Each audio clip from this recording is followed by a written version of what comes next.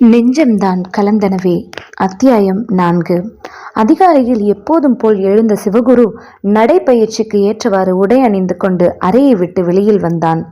இன்னமும் வீட்டில் இருந்தவர்கள் யாரும் எழவில்லை. வீட்டின் கதவை திறந்து கொண்டு வெளியில் வந்தபோது கூட அவனுக்கு சக்தி பிரியாவின் ஞாபகம் வரவே இல்லை. அப்படி ஒருத்தியை பற்றி அவன் மறந்தே போனான். அப்போது ஒரு கார் வந்து வாயிலின் முன் நின்றது. அதிலிருந்து நவநாகரிக மங்கை ஒருத்தி இறங்கினாள். அவளை கண்டதும் சிவகுருவின் முகம் இறுகி அவனது பார்வை கூர்மையானது. அவளும் இவனை கண்டதும் திகைத்தவள். பின்பு முகத்தின் உணர்வுகளை கவனமாய் மறைத்தபடி பதிலுக்கு அவனை பார்த்து உறுத்து விழித்தாள். இருவரும் சண்டை கோழி போல் சீறி பாய தயாராக இருந்தனர். அப்போது மாமா என்கிற கீச் குரல் இடையிட்டது. யார் என்று யோசித்தபடி திரும்பிய சிவகுரு அங்கே தூக்க கலக்கத்தில் விழிகளை கசக்கியபடி நின்றிருந்த சக்தி பிரியாவை கண்டு திடுக்கிட்டான். அவன் அவளை பற்றிய நினைவுகளே நேற்று இரவே மறந்து போயிருந்தான். நான் உங்களை அங்கிள்னு கூப்பிட்டுருக்க கூடாதுதான். சாரி. சரண் மாமாவுக்கு நீங்க அண்ணன் தானே, அதனால நீங்களும் எனக்கு மாமா தான், ஓகேவா? அதுக்காக நீங்கள் இப்படியெல்லாம் தண்டனை தரக்கூடாது மாமா. நைட்லாம் ஒரே குளிர், அது கூட பரவாயில்ல சமாளிச்சிட்டேன். ஆனால் ஒரே கொசுக்கடி, இங்கே பாருங்க என்று தன்னுடைய வலக்கையை அவன் முன் நீட்டியவள் எப்படி கடிச்சு வச்சிருக்குன்னு அதே மாதிரி முகத்திலையும் கூட சிவப்பு புள்ளிகளாய் தெரிந்த கொசுக்கடியை அவனிடத்தில் காட்டி அனுதாபத்தை தேடிக்கொண்டிருந்தாள் அவள். சாருலதாவோ நக்கல் வலியும் விழிகளுடன் எல்லல் புன்னகையோடு சிவகுருவை பார்த்திருந்தாள். அதை கண்டதும் சிவகுருவின் கோபம் அதிகரித்தது. சரண்! அவன் வீடே அதிரும்படி கத்தினான். சிவா, எதுக்கு இந்த கோபம்? கோபத்தை கொஞ்சம் குறைங்க என்று சாருலதாவின் குரலில் அத்தனை கேலி இருந்தது. ஆமா மாமா, கொஞ்சம் கோபத்தை குறைச்சாதான் நல்லது. நேற்று ராத்திரி நீங்க என் கையை பிடிச்சு மேலே அவள் கூறும் முன் சிவகுரு அவள் முன் ஆத்திரத்துடன் வந்து நின்றவன், இப்போ நீ வாய மூடல, என் வீட்டில் திருட வந்தவன்னு போலீஸ்ல பிடிச்சு கொடுத்துருவேன். நேத்தே அதை செஞ்சிருக்கணும், செய்யாம போனது ஏன் தப்பு தான். ஏதோ டென்ஷன்ல உன்னை இத்தோட விட்டது நல்லதுன்னு நினைச்சுக்கோ என்று மிரட்டும் துணியில் கூற அவனது வார்த்தைகளில் சக்தி பிரியா கப்பென்று வாயை மூடிக்கொண்டாள். அவள் குறும்பு பெண், கலகலப்பான பெண்தான். அதே சமயம் கொஞ்சம் அதட்டி பேசினாலும் பயந்து விடும் பிள்ளை மனம் படைத்த குழந்தை குமரி பெண்ணாவாள். அவளின் நல்ல நேரம் நேற்று சிவகுரு சாருலதா நினைவில் உழன்று கொண்டிருந்ததால் அவளை வீட்டு விட்டு வெளியேற்றியதோடு விட்டுவிட்டான். இல்லை என்றால் நடந்திருப்பதே வேறு. என்னன்னா? தூக்கம் கலையாத குரலில் கேட்டபடி அங்கு ஓடி வந்தான் சரண். யார் அது சரண்? உன்னை மாமாங்கிறா? சிவகுரு எரிச்சலோடு தம்பியை பார்த்து கேட்டான். சங்கீதாவோட தங்கச்சி சக்தி பிரியா. தம்பி கூறியதை கேட்டு சிவகுரு மனதிற்குள் துணுக்குற்றான். அதற்குள் சங்கீதா மற்றும் ராணி இருவரும் அங்கு வந்துவிட்டனர். தனது தங்கையை குற்றவாளி கூண்டில் நிறுத்தி வைத்து கேள்வி கேட்கும் சிவகுருவை கண்டு சங்கீதாவுக்கு கோபம் வந்தது. சக்தி, என்னடி நடந்துச்சு? சங்கீதா தங்கையை அதட்டினாள். அது சிவகுருவின் செயலை எப்படி சொல்வது என்று தெரியாது விழித்தாள் சக்தி பிரியா. சொன்னால் நிச்சயம் ஒரு பிரளயம் இங்கு வெடிக்கும். அவள் ஒரு இடத்தில் இருந்தால் அங்கு சந்தோஷம் மட்டுமே நிறைந்திருக்க வேண்டும். அவளால் யாரும் கஷ்டப்படக்கூடாது என்று நினைப்பவள் அவள். அதனால் அவள் அமைதி காத்தாள்.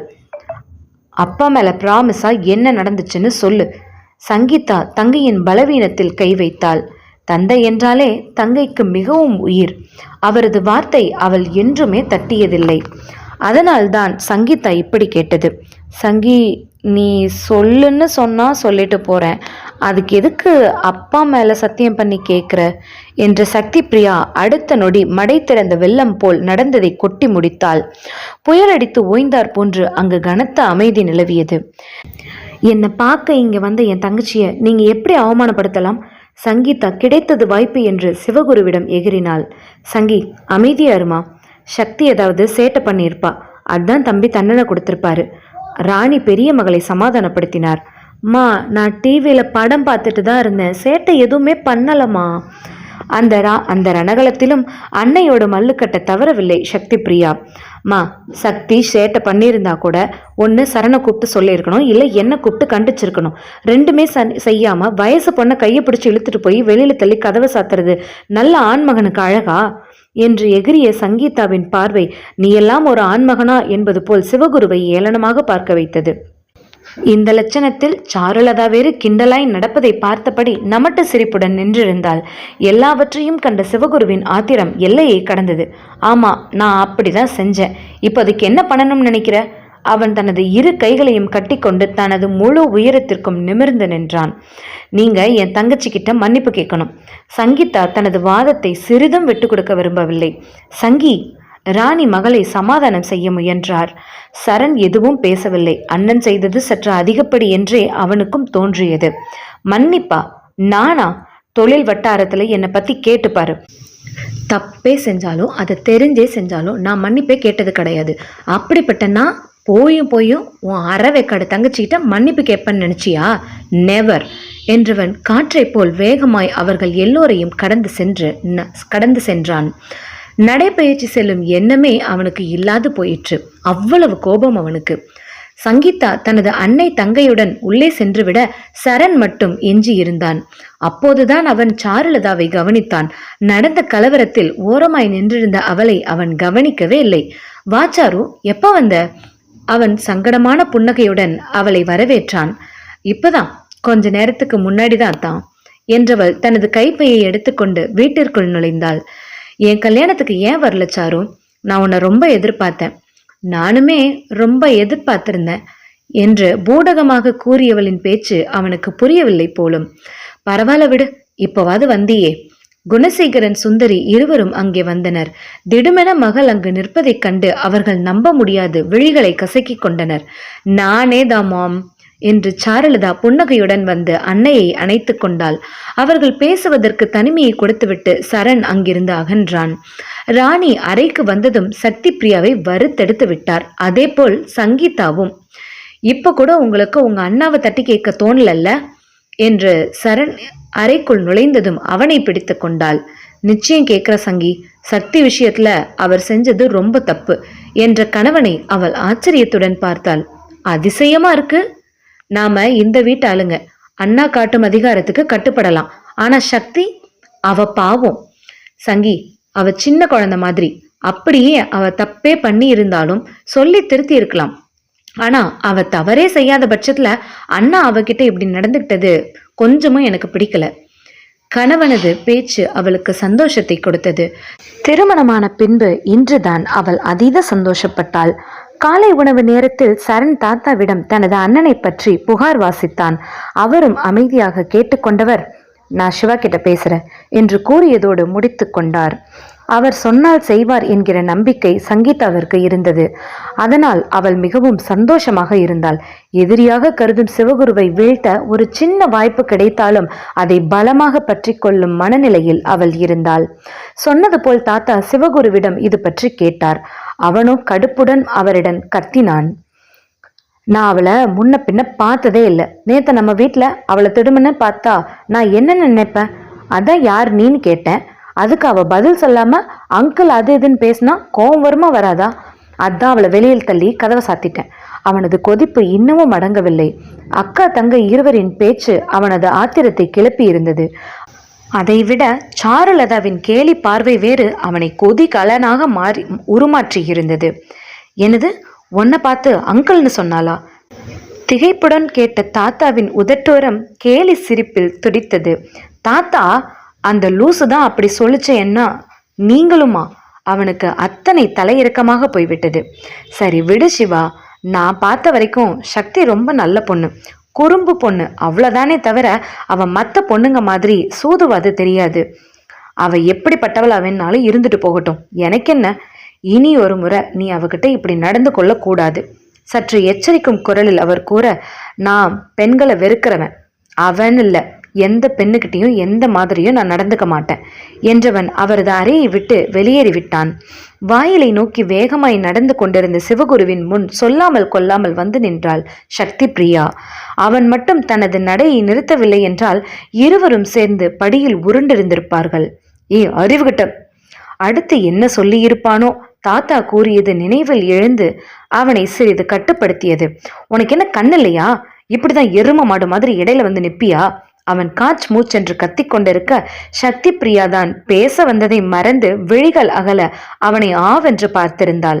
ச, என்றவள் அவளை சுற்றி கொண்டு போக முயல அதில் சுதாரித்தவள் மீண்டும் அவன் முன் வந்து நின்றாள். என்ன? அவன் அதட்டலாய் அவனிடம் கேட்க, உங்ககிட்ட ஒன்று சொல்லலாமா மாமா? முதல்ல இந்த மாமாவை கட் பண்ணு. ஏனோ அந்த சொல் அவனுக்கு எரிச்சலை அளித்தது. மாமாவை மாமான்னு தானே கூப்பிட முடியும், சித்தப்பா நான் கூப்பிட முடியும்? அவள் வாயை மூடிக்கொண்டு கலுக்கென்று சிரிக்க பதிலுக்கு அவன் முறைத்த முறைப்பில் அவள் சட்டென்று வாயை மூடிக்கொண்டாள். என்ன சொல்லணுமோ அதை சொல்லிட்டு இந்த இடத்த காலி பண்ணு, அவன் கரார் குரலில் கூற சக்தி பிரியா சுற்றும் முற்றும் பார்த்தபடி அவன் அருகில் வந்து அவனது கைகளை பற்றியபடி, நான் உங்ககிட்ட சாரி கேட்டுக்கிறேன், எல்லாம் என்னால தான், மன்னிச்சிருங்க என்றவள் அங்கிருந்து ஓடி சென்று தள்ளி நின்று கொண்டாள். அவன் புரியாமல் அவளை பார்த்தபடி நின்றிருந்தான். மாமான்னு கூப்பிடாம அங்கிள்னு கூப்பிட்டது என் தப்பு தானே மாமா, அதுக்கு தான் மன்னிப்பு கேட்டேன். அவள் அவனை பார்த்து கூற, இவள அவன் பல்லை கடித்தபடி கையை இறுக மூடி கோபத்தை கட்டுப்படுத்த முயன்ற போதுதான் தன் கையில் எதையோ உணர்ந்தான். அவன் அவசரமாய் தனது வலக்கை உள்ளங்கையை விரித்து பார்த்தான். அதில் அழகாய் சாக்லேட் ஒன்று வீற்றிருந்தது. அவன் சாக்லேட்டை பார்ப்பதை உணர்ந்த அவள், மாமா உங்களுக்கு சுகர் இல்லைல்ல என்று பொங்கி வந்த சிரிப்பை கட்டுப்படுத்தி கொண்டு கேட்டாள். நீ மட்டும் பக்கத்துல இருந்திருந்த கொன்றுப்பேன், அதான் பக்கத்துல இல்லல்ல, 100 அடி தூரத்துல தள்ளி நிக்கிற என்றவள் கலகலத்து சிரித்தாள். அவளது சிரிப்பை எரிச்சலுடன் பார்த்தவன் தனது காரை நோக்கி நடந்தான். காருக்குள் ஏறி காரை கிளப்பும் போதுதான் இன்னமும் தான் அந்த சாக்லேட்டை தூர வீசாது கையில் வைத்திருப்பதை கண்டான். இது வேற என்று எரிச்சலுடன் அதை வெளியில் தூக்கி எறிந்தவன் காரை கிளப்பிக் கொண்டு சென்றான். அவனது செய்கையை கண்டு முகம் வாடியவள் அங்கே ஓடி வந்து கீழே கிடந்த சாக்லேட்டை கையில் எடுத்தாள். பின்பு முகம் மலர, நல்ல வேளை சாக்லேட் நமக்கே திரும்ப கிடைச்சிருச்சு என்றவள் அதை பிரித்து உண்ண ஆரம்பித்தாள். சாரு, உனக்கு ஒரு வரன் வந்திருக்கு, நீ போட்டோ பார்த்துட்டு ஓகே சொன்னா நல்லா இருக்கும். சுந்தரி மகளின் முன் புகைப்படம் ஒன்றை நீட்டினார். மாம், இப்ப கல்யாணத்துக்கு என்ன அவசரம்? அவள் சலிப்பான குரலில் கூற, ஆனா இந்த மாப்பிள்ளையை விட எனக்கு மனசில்ல. மாப்பிள்ளை ரொம்ப பெரிய இடம், ஒரே பையனா, எக்கச்சக்க சொத்துக்கள் தொழில்கள் இருக்கு, இதை விட வேற என்ன வேணும்? குணசேகரன் மகளிடம் மணமகனின் பெருமையை அடுக்கிக் கொண்டே போனார். எனக்கு பிடிக்க வேண்டாமா டேட்? போட்டோவை பார்த்துட்டு சொல்லு. குணசேகரனின் கரார் குரலில் மனமே இல்லாது புகைப்படத்தை வாங்கி பார்த்தவள் மறுகணம் இமைக்க மறந்து அதையே பார்த்திருந்தாள். Wow, what a handsome man, எனக்கு ரொம்ப பிடிச்சிருக்கு டாடி. நான் எதிர்பார்த்தது இந்த மாதிரியான ஒருத்தனை தான் என்றவளது முகம் மலர்ச்சியில் பிரகாசித்தது. அப்போ பேசி முடிச்சிட்டுமா? குணசேகரன் கேட்ட கேள்விக்கு என்று அவள் வெட்கத்துடன் தலையசைத்தாள். மகளின் வெட்கம் கண்டு பெற்றோரின் மனம் நிறைந்தது. பெற்றோரிடம் பேசிவிட்டு வெளியில் வந்த சாருலதாவின் விழிகளில் கணவனை வழி அனுப்பி வைத்துக் கொண்டிருந்த சங்கீதா தென்பட்டாள். சங்கீதாவை கண்டதும் அவளது விழிகளில் குரோதம் கொப்பளித்தது. அவள் நேரே சங்கீதாவை நோக்கி சென்றாள். Hi Sangeetha, I am Charulatha, சரணோட அத்தை மக. ஹாய். சரண் சொல்லியிருக்காரு. சிறிது நேரம் இருவரும் பொதுவாக பேசிக்கொண்டிருந்தனர். பின்பு மெல்ல சாருலதா ஆரம்பித்தாள். நம்ம வீட்டு ஹிட்லர் என்ன சொல்றாரு?